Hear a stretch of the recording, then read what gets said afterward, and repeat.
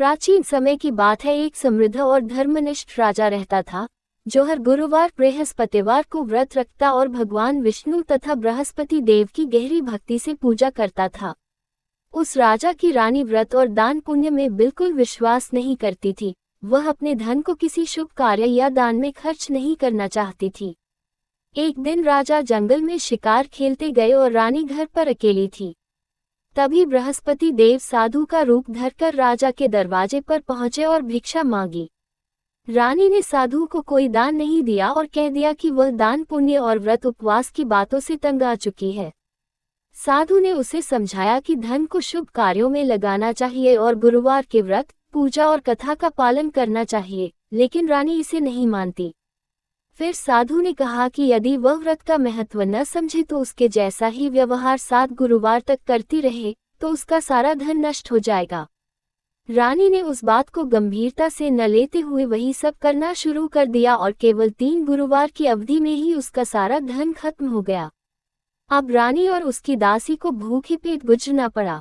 राजा जब अपने व्यापार से लौटे तो उन्होंने अपनी पूर्व स्थिति का अंत हो चुका पाया और वह जंगल में लकड़ी काटकर बेचकर जीवन यापन करने लगे। एक दिन रानी ने अपनी बहन से मदद मांगी। बहन उस दिन गुरुवार व्रत की कथा सुन रही थी, इसलिए उसने पहले उत्तर नहीं दिया, जिसका दासी को दुख हुआ। बाद में बहन ने बताया कि गुरुवार व्रत करने से बृहस्पति देव प्रसन्न होते हैं और मनोकामनाएं पूरी होती हैं। बहन के कहने पर दासी घर के अंदर गई और वहां उन्हें अप्रत्याशित रूप से अनाज का एक बड़ा घड़ा मिला, जिसे देखकर रानी साहसी हुई।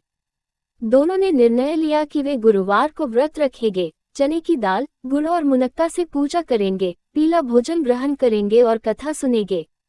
जब उन्होंने व्रत रखा तो बृहस्पति देव की कृपा से उनका भोजन स्वयं उन्हें प्राप्त हुआ।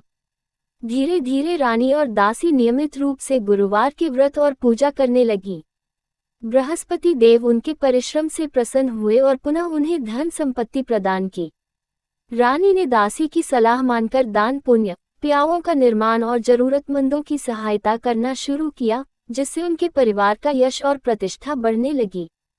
राजा भी धीरे धीरे अपने जीवन में सुधार लाने के लिए गुरुवार व्रत और कथा का पालन करने लगे, जिससे उनके घर में शांति, समृद्धि और सुख शांति की प्राप्ति हुई।